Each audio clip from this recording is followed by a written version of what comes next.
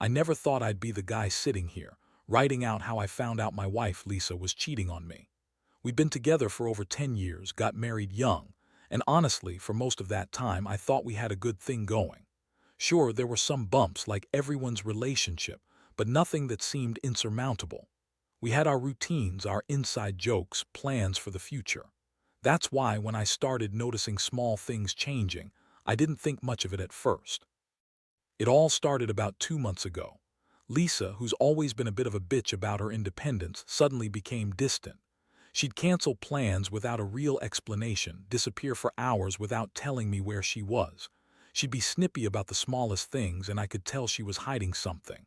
I'd ask, and she'd brush me off, say I was overreacting or that I was being paranoid. But I knew her too well. Something was off. Then I noticed her phone. She started taking it everywhere, even when she was in the shower or sleeping. She'd hide it when I came into the room and her screen time skyrocketed. She'd reply to messages quickly, sometimes too quickly. I caught her deleting texts once, a bunch of messages with some guy I'd never heard of, her excuse. It's just work stuff, nothing important. But the way she said it, the nervous look in her eyes, told me she was lying. One night, I finally had enough. I decided to check her messages when she was in the shower. I know that's invasive, but I was desperate for some truth. I found texts that made my stomach drop, flirty, suggestive messages with some guy named Mark. She was talking about meeting up, mentioning they had a special connection, and that she was so tired of pretending everything's fine. I couldn't believe it. My wife, the woman I thought I knew, was cheating on me with some guy she met during her hiking trip. The trip was supposed to be our anniversary gift, a weekend in the mountains, just the two of us. She had planned it months in advance, kept telling me how lucky she was to have me, how she wanted to reconnect and enjoy the wilderness together. But I found out she went off with Mark instead, forging her own trail while I was stuck back at base camp, recovering from altitude sickness. I wasn't with her during the moment she was supposed to be with me. Instead, she was with some guy photographing their own views, pretending they were alone in this vast wilderness. I was crushed. It's like she completely lied to my face about everything. And I felt so stupid for not seeing it sooner. I'd been so blind, so trusting. But I knew I had to confront her. I couldn't let this go. I needed to hear her explain herself, or at least try. That night when I brought it up, she just scoffed and rolled her eyes. "Oh, please, you're imagining things as usual," she said with that bitchy smirk. "Mark is just a friend and what we did was innocent. You're overreacting. You're always so jealous and paranoid. Maybe you're the one cheating somehow with your stupid suspicions." I felt my blood boil. How could she lie so easily? How could she pretend like I was the crazy one? But I also felt the tears prick my eyes. The betrayal cut so deep I couldn't breathe. All those years, all that trust, and she was out there, literally forging her own trail with some guy while I was sitting at base camp, sick and alone. That's when I realized this wasn't just some fling. It was a full-blown affair, and she didn't even care enough to hide it properly. That moment was the beginning of a new chapter I never wanted to face. I was angry, heartbroken, and absolutely furious at the universe for letting me get blindsided like this. I kept asking myself how I missed the signs, how I could have been so naive. I thought I knew her, but apparently I never really did. And what's worse, she's still acting like she's the victim, like I'm the crazy one. But I can't let her get away with that. I knew I had to come up with a plan. I needed to get revenge, even if that meant tearing her world apart just as she tore ours apart. After that night, everything changed. I couldn't sleep. My mind kept replaying the moment I found her messages, the way she dismissed my concerns, the lies she told about Mark. I felt betrayed on every level, but more than that, I felt humiliated. How could I have been so blind? I thought I knew my wife, but she'd been sneaking around behind my back, lying to my face, all while pretending to be the perfect wife. The anger simmered, but beneath it was a cold, sharp need for justice. I knew I couldn't just let her get away with it. The next morning, I started to gather evidence. I wasn't about to let her spin her stories and manipulate me into forgiving her. I tracked her phone, checked her bank accounts, and set up a few hidden apps to monitor her movements. I needed proof, solid proof that she was cheating, proof she couldn't deny. Every time I found a new message, a new photo, I felt a little more of my heart cracking, but I also felt a strange sense of clarity. This wasn't just about catching her. It was about making her pay for what she did. Over the next couple of days, I watched her. She was acting even more bitchy, snapping at me over small things, throwing tantrums when I asked about her whereabouts. She'd brush me off, say I was being paranoid again, and accuse me of snooping because I was possessive. She's good at gaslighting, she's always been good at making me doubt myself, but I knew the truth now. She was cheating and she wasn't even sorry about it. Just the thought of her lying there with Mark made my stomach turn. Then I struck gold. I found a hotel reservation under her name, one in the mountains near the trailhead where she said she'd be hiking solo, except I knew she wasn't alone. I saw her name on the reservation plus a suspicious number saved as Mark in her contacts. It was all the evidence I needed. I printed everything, saved screenshots. I was ready to confront her, but I wasn't just going to do that yet. I had a plan. I decided to follow her one day. It was risky, but I had to see for myself. So I parked my car a few blocks away from her usual route, kept a low profile, and waited. And wouldn't you know it, she left the house that morning, not alone but with her phone glued to her hand. I saw her get into some guy's truck, Mark, I assumed, and they sped off toward the mountains. That was the moment. I knew I had to act fast. I had enough evidence now, but I wanted to catch her in the act, see her face, hear her lie again. That afternoon, I followed them at a discreet distance. I saw her leading Mark into a secluded cabin, laughing, touching his arm. They were obviously more than just friends. It hit me like a punch to the gut. The woman I'd trusted, the woman I'd spent a decade with, was out there cheating on me, and now I had all of it on camera. When they finally came out, I was already parked nearby, waiting for them to leave. I got out of my car and approached the cabin. I wanted to see her face when she realized I knew. When I stepped inside, I saw them on the bed, clothes half off, obviously engaged in sex. I froze. My mind was racing. I had caught her red-handed. She looked up, stunned, then started lying faster than I could process. "It's not what it looks like," she said breathlessly, her eyes darting around, trying to deny the undeniable. "We're just friends, just fooling around a little. It's nothing serious." I just stared at her cold. I didn't even try to argue. I had the proof, the images, the videos. I had everything I needed to crush her lies. I pulled out my phone and started recording her, then turned to Mark, who looked equally guilty.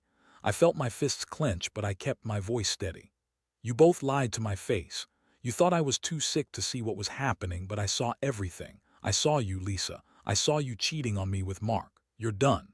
She started crying, of course. "It's not what it looks like," she sobbed.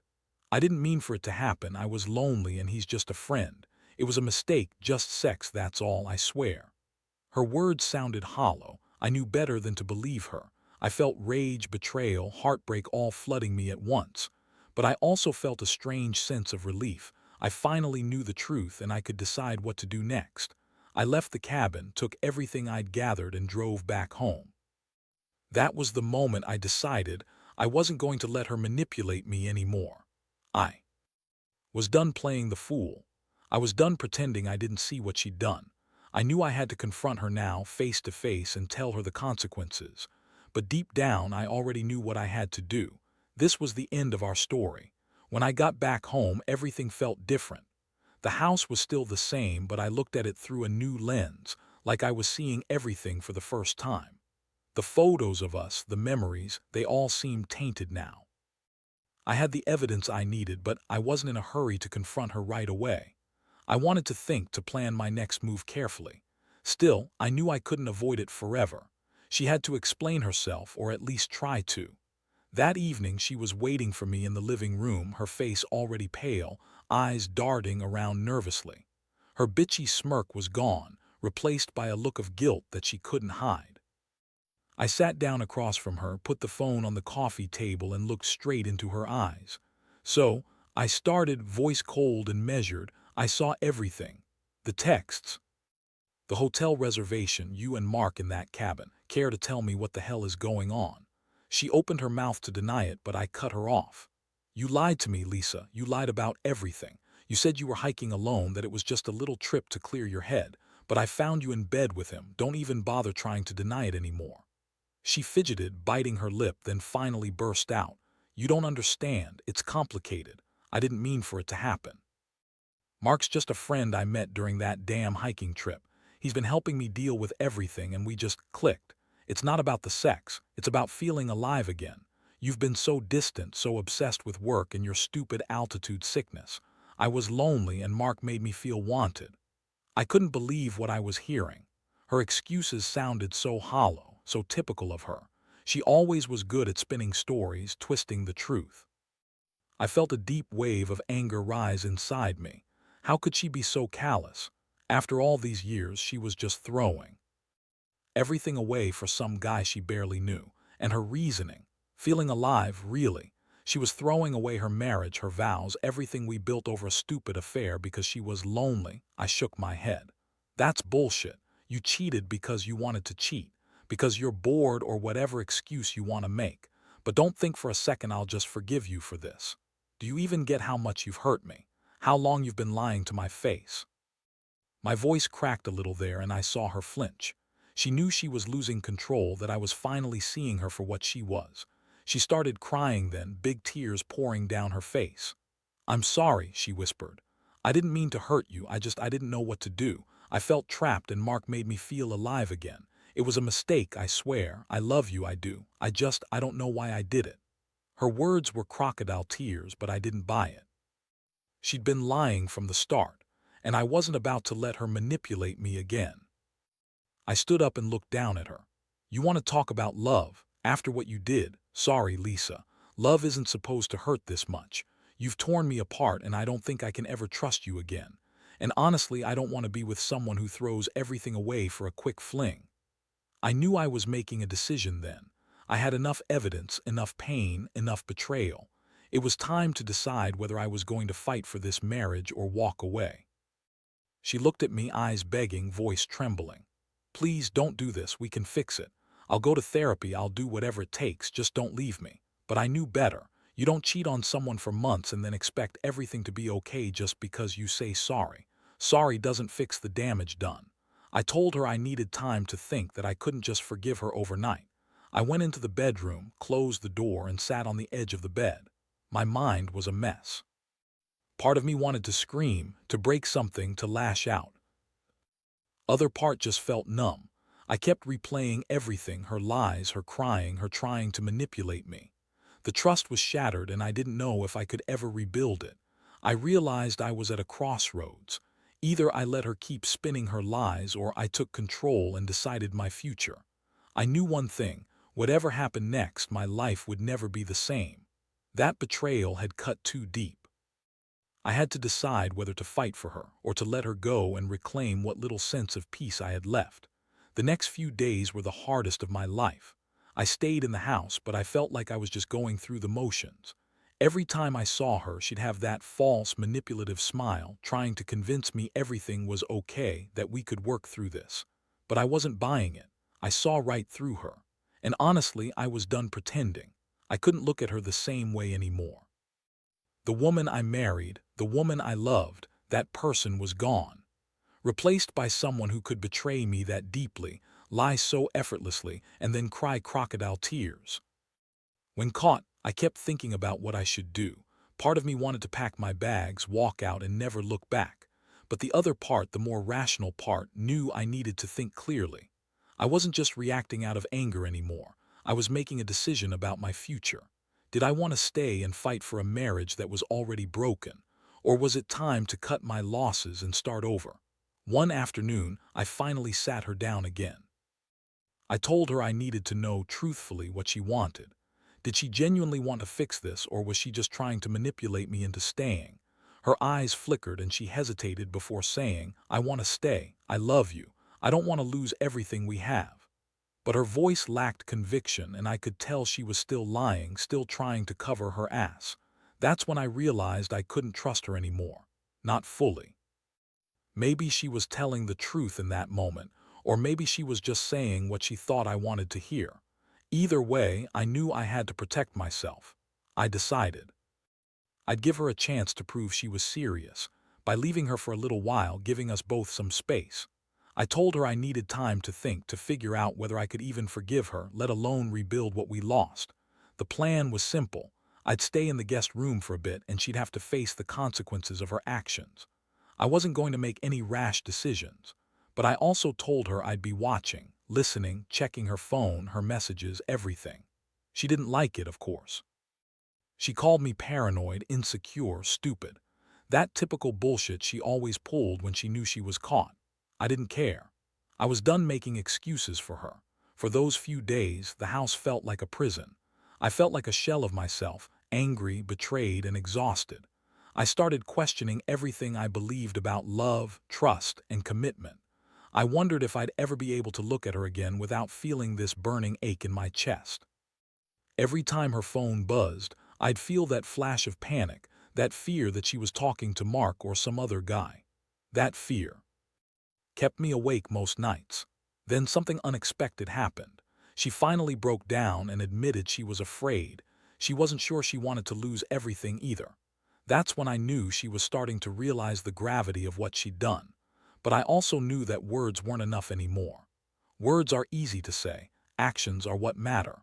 I told her she had to show me she was serious about changing, about ending her affair, about rebuilding what she'd destroyed. So I laid out some ground rules. No contact with Mark, no hiding her phone, and total honesty from now on. I told her I'd be checking her devices, her locations, everything. If she wanted to stay, she'd have to earn my trust back, piece by piece. And if she couldn't do that, then I'd walk away. Honestly, I didn't want to do that, but I also knew I couldn't keep living in the shadow of her betrayal. Throughout this process, I felt torn. Part of me still loved her, desperately wanted it to work. But another part was angry and hurt beyond words. I kept asking myself how she could have done this, how she could be so selfish and reckless. It's like she threw away a decade of marriage for a few weeks of excitement. And she kept telling me she was sorry, she loved me, she never wanted to hurt me. But sorry doesn't undo what's been done. Sorry doesn't erase the images I saw or the trust I lost. Now I'm just waiting to see if she's serious about fixing this or if she's going to keep lying, keep pretending. I don't know what the future holds. All I know is that I feel more lost and confused than I ever have before. And I'm trying to hold on to whatever strength I have left, trying to figure out whether I should stay and try to rebuild or finally walk away from this nightmare. Either way, I know my life will never be the same. The days that followed were a blur of tension, suspicion, and a strange sense of hope mixed with dread. I kept my word. I watched her, checked her phone, followed her every move. Honestly, it felt like I was living in some slow-moving nightmare. Every time she left the house or even just went to the grocery store, I wondered if I'd see her with Mark again, or worse, if she was secretly still talking to him behind my back. Her attempts to act normal only made things worse. She'd pretend like everything was fine, giving me those fake "I'm sorry" looks, as if that could erase what she'd done. One thing I did notice, though, was that she started to change her behavior. No more secretive phone hiding, no more quick replies and suspiciously timed texts. She seemed to be trying to prove she was serious about making amends. That gave me a flicker of hope, but it wasn't enough to completely trust her again. Trust is so fragile after betrayal like this. I'd catch myself wondering if she was genuinely remorseful or just trying to save her ass. It's hard to tell when someone's lying with a smile on their face. She'd also start doing small things around the house, trying to make up for her mistakes, cooking dinner, cleaning more than usual, acting overly apologetic. I appreciated the effort, but part of me kept waiting for the other shoe to drop. Deep down, I didn't believe she could just undo the years of deception with a few kind words or apologies. I needed more proof, real, tangible actions that showed she was committed to ending her affair and rebuilding our marriage. One night, she finally sat me down. I could tell she was nervous, like she was trying to gauge how much I'd already decided. She looked me in the eyes and said, "Look, I know I screwed up badly. I'm willing to do whatever it takes to fix this, to prove to you that I love you and that I want us to work. I'll cut all contact with Mark, go to counseling, whatever you want. Just please don't give up on us."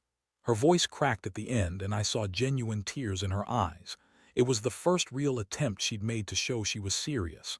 Part of me wanted to believe her. After all, she was finally being honest, at least about her feelings now.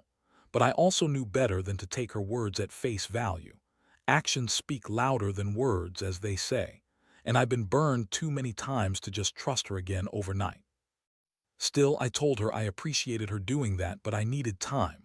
I told her I wouldn't make any promises now, only that I'd think about everything and decide what was best for me.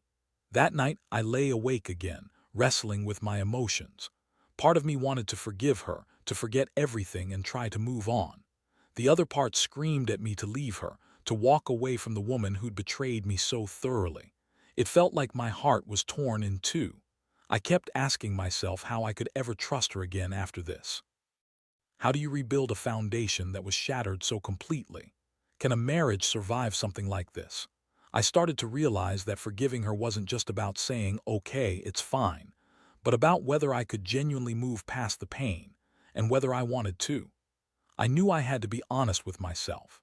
If I stayed, I'd need her to prove she was committed to making this work, not just with words, but with consistent, ongoing actions that showed her sincerity. If she couldn't do that, then I'd have to accept that this was the end of our story. And so, I made a decision.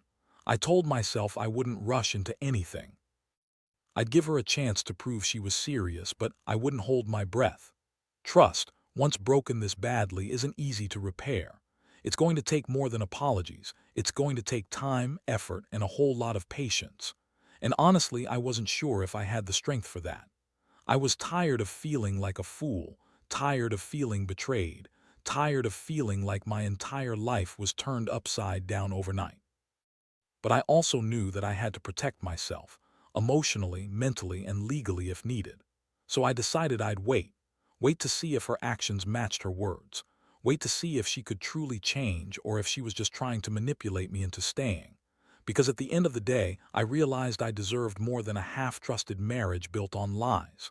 I deserved honesty, respect, and someone who truly valued me. And if she couldn't give me that, I'd walk away, even if it broke my heart. It's been a few weeks since I made that decision to give her some space, and honestly, those weeks have been the hardest of my life. Every day feels like a constant battle between hope and despair. I watch her trying, really trying to prove she's serious, but I also see the lingering doubt in her eyes. Sometimes I catch her hesitating before she speaks, like she's second-guessing whether she's doing enough. I want to believe she's genuine, that this time she really wants to fix what she broke, but trust isn't so easily repaired.